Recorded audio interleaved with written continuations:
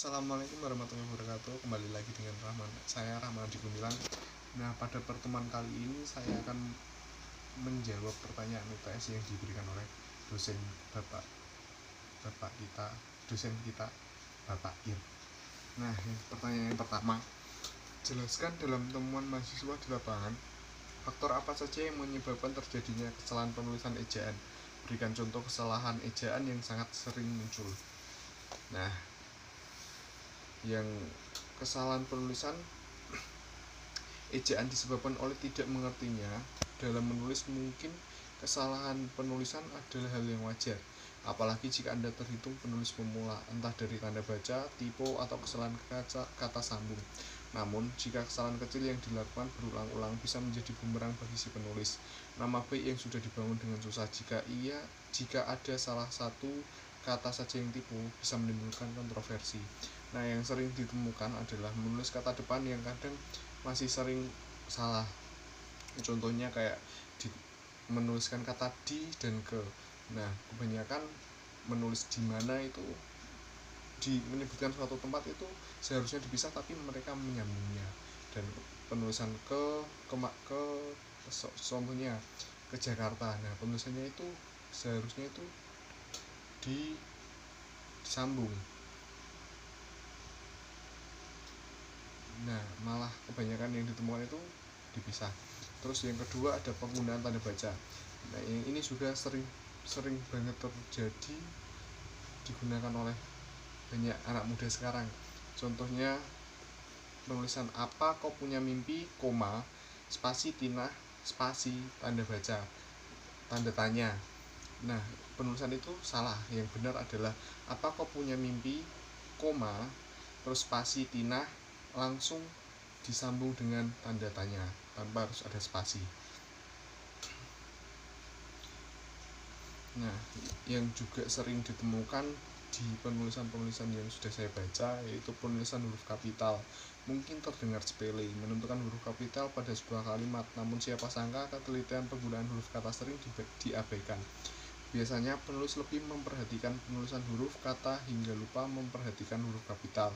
Penulis biasanya lebih peduli pada paduan kata pada setiap kalimat dan berkesambungan tulisan alias substansi tulisannya ketimbang harus mengkoreksi huruf kapital. Nah, yang sering ditemukan juga penulisan nama yang seharusnya meskipun itu di tengah ataupun di belakang, penulisannya itu harus menggunakan huruf kapital di depan. Kayak contoh Rahman Adi Gumilang, meskipun itu kalimatnya berada di tengah, penulisannya harus menggunakan di depan harus menggunakan huruf kapital.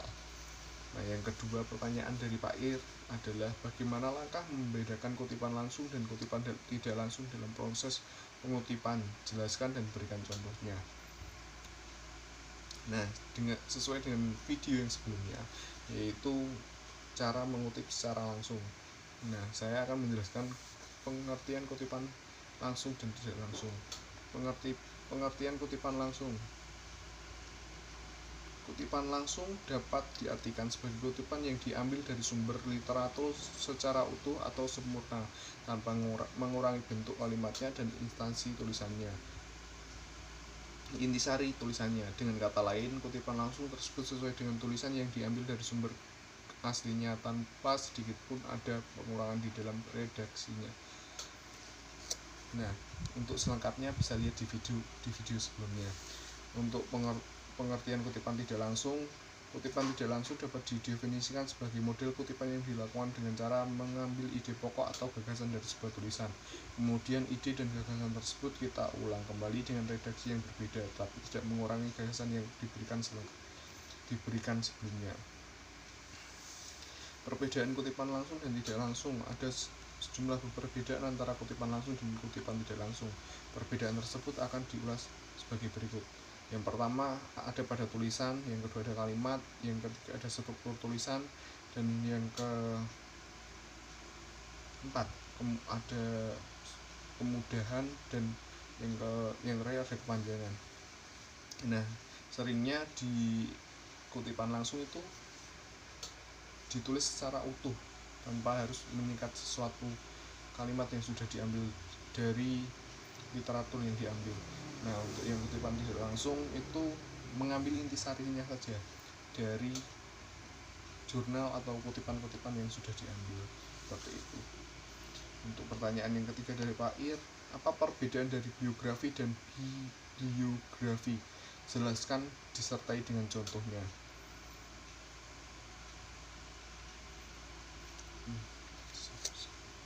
Yang ketiga jawabannya adalah biografi. Biografi adalah riwayat hidup seseorang yang ditulis oleh orang lain. Karena biografi disusun oleh orang lain, dalam menulis biografi, biasanya penulis biografi mengandalkan berbagai sudut pandang terkait tokoh serta bermacam dokumentasi pendukung. Dalam biografi dijelaskan secara lengkap tokoh yang ditulis dari lahir hingga meninggal serta disebutkan juga jasa dan karya yang telah diciptakan oleh tokoh yang digambarkan dalam biografi. Sedangkan bibliografi berdasarkan KBBI adalah daftar buku atau keterangan yang merupakan sumber rujukan dari sebuah tulisan atau karangan atau daftar tentang suatu subjek ilmu, dan bisa dikatakan bibliografi adalah daftar pustaka. Bibliografi mencakup deskripsi buku yang meliputi judul, pengarang, tahun terbit, nama penerbit, dan serta kota terbit. Nah, nanti contohnya saya lampirkan di video. Nah, yang keempat, pertanyaan dari Pak Ir, apa perbedaan makna antara kata pukul dan jam? Jika dilihat dari penggunaan untuk menunjukkan kata pengantin pergantian waktu, jelaskan dengan disertai dengan contoh kalimatnya. Kata jam menunjukkan makna, masa atau jangka waktu. Dengan demikian, jika maksud yang ingin diungkapkan adalah waktu atau saat, kata yang tepat digunakan adalah pukul. Seperti contoh berikut. Rapat itu akan dimulai pada pukul 10 tepat. Nah, yang kedua contohnya, toko kami tutup pada pukul 21.00. Sebaliknya, jika yang ingin diungkapkan itu masa atau jangka waktu, kata yang tepat digunakan adalah jam, seperti pada kalimat contoh berikut. Kami bekerja selama 8 jam sehari. Jarak tempuh Jakarta-Bandung dengan kereta api sekitar 20 jam. Selain digunakan untuk menyatakan arti masa atau jangka waktu, kata jam juga berarti benda penunjuk waktu atau arloji, seperti pada jam dinding dan jam tangan. Nah, nanti contohnya saya juga lampirkan di video. Yang kelima, pertanyaan dari Pak Ir, bahasa berdasarkan hakikatnya merupakan sistem bunyi bermakna. Jelaskan pernyataan tersebut dan apa kaitannya antara sistem bunyi bermakna dengan penggunaan bahasa.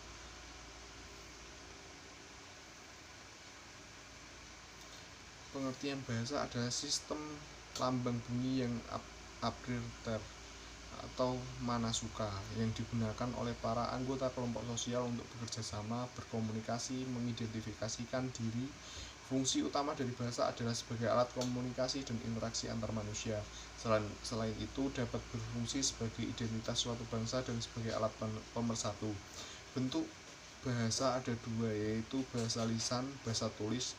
Dalam kajian linguistik, bahasa lisan sangat penting karena dianggap sempurna. Orang yang sedang berbicara dapat menambahkan unsur-unsur suprasegmental pada ucapannya. Selain itu, seorang pembicara dapat menambah kejelasan tuturannya dengan bentuk bantuan gerakan anggota badan atau paralinguistik.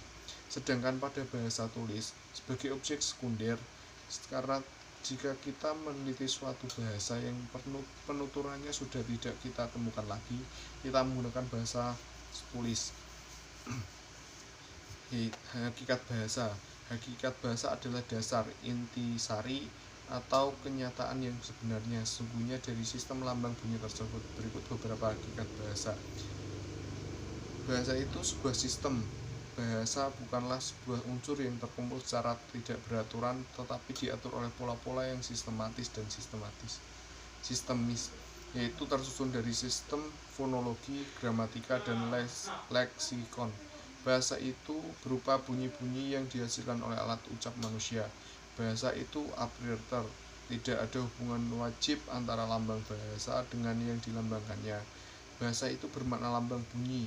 Kuda memiliki makna sejenis binatang berkaki 4 yang bisa dikendarai. Lambang bunyi itu ada yang berwujud konkret dan ada yang abstrak. Contohnya kata agama tidak ada cuan atau reference bendanya.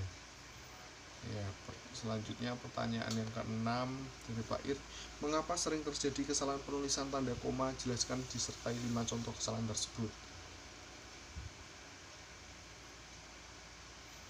Kalau menurut saya ya, penulisan tanda koma itu kenapa sering terjadi? Karena pemahaman dari manusianya itu kurang, dan dari guru-guru yang sudah selama ini sudah mengajar yang saya terima ya, itu untuk memberikan arahan ataupun memberikan contoh itu kurang jelas. Nah, tanda koma dipakai di antara unsur-unsur dalam suatu pemerincian atau pembilangan. Nah, penggunaan tanda koma yang tepat ya. Misalnya, telepon seluler, koma, komputer, koma, internet, bukan barang asing lagi, titik. Nah, yang kedua, tanda koma dipakai sebelum kata penghubung seperti tetapi, melainkan, dan sedangkan dalam kalimat majemuk. Misalnya, saya ingin membeli kamera, tetapi uang saya belum cukup, titik. Nah, yang ketiga, tanda koma dipakai untuk memisahkan anak kalimat yang mendahului induk kalimatnya. Contohnya, kalau diundang, koma, saya akan datang, seperti itu. Nah, tanda koma tidak dipakai jika induk kalimat mendahului anak kalimat. Misalnya, saya akan datang kalau diundang. Dia mempunyai banyak teman karena baik hati, gitu. Seperti itu contohnya, tidak menggunakan tanda koma. Nah, yang keempat, tanda koma dipakai di belakang kata atau ungkapan penghubung antar kalimat. Seperti oleh karena itu, jadi dengan demikian, sehubung dengan itu, dan meskipun demikian. Misalnya, mahasiswa itu rajin dan pandai. Oleh karena itu, koma, dia memperoleh beasiswa belajar di luar negeri. Seperti itu contohnya. Nah, yang kelima, tanda koma dipakai sebelum dan atau sesudah kata seru seperti oh, koma, ya, wah, aduh, atau hai. Nah, contohnya oh, koma, begitu, atau wah, koma, bukan main, seperti itu. Nah, yang pertanyaan ke-7 selanjutnya, untuk contohnya nanti saya lampirkan ya di video. Apa perbedaan dari makna dari tanda titik 2 dengan titik koma? Jelaskan disertai 2 contoh penggunaan tanda tersebut yang benar.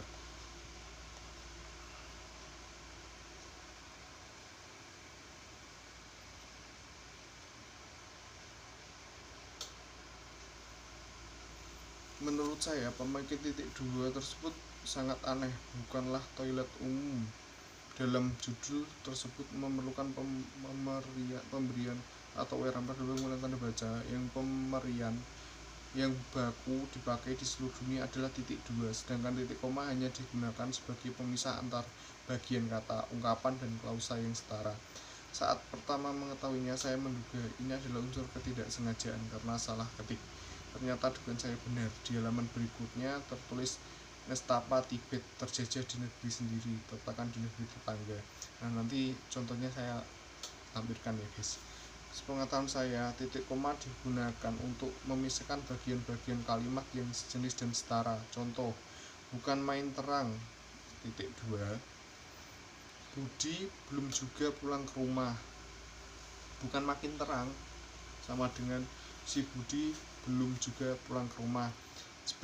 Yang kedua, sebagai pengganti kata hubung atau memisahkan klausa dalam kalimat majemuk setara. Contoh kalimat, ibu memasak nasi di dapur. Titik 2, bukan titik 2, titik koma, ayah memperbaiki televisi. Titik koma, adik bermain petak umpet. Beberapa artikel di internet tentang awal penggunaan titik koma tahun 1591 juga sudah tepat sesuai asumsi saya bahwa pemakaian tanda titik 2 digunakan sebagai jeda pada kalimat serta pemenggalan pada suatu daftar. Adapun penggunaan titik 2 adalah untuk memberikan atau menguraikan. Contoh, sekarang kita tambahkan beberapa bumbu dapur.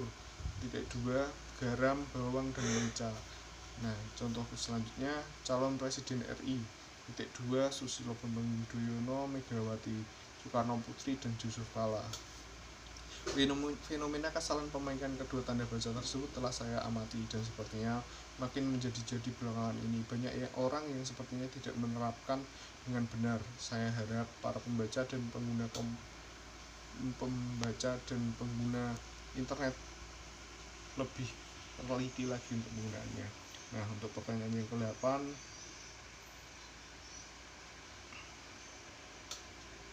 jelaskan mengapa sering terjadi kesalahan penulisan huruf miring. Berikan contoh dua tersebut disertai dan pembenarannya.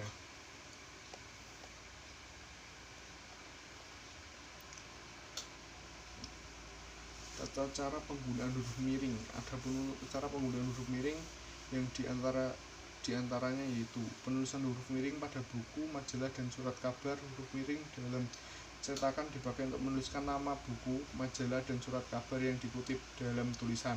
Misalnya Bahasa dan Sastra, buku Negara Kertagama, karangan Prapanca, surat kabar, dan suara rakyat. Yang ditulis miring yaitu Bahasa dan Sastra. Kemudian buku Negara Kertagama. Nah, untuk karangan Prapanca dan surat kabar, suara rakyat itu ditulis normal. Huruf miring untuk mengkhususkan huruf-huruf dalam cetakan dipakai untuk menegaskan atau mengkhususkan huruf, bagian kata atau kelompok kata. Misalnya huruf pertama kata abad adalah dia bukan menipu. Nah, ditulis miring itu abad dan menipu. Ada penekanan di kalimat kata-kata tersebut. Nah, untuk yang ke-9, pertanyaannya adalah jelaskan bentuk kesalahan penulisan konsonan dan vokal pada karya tulis ilmiah. Berikan contoh kesalahan tersebut disertai dengan pembenarannya. Nah, nanti saya tampilkan di video ya guys ya. Oke.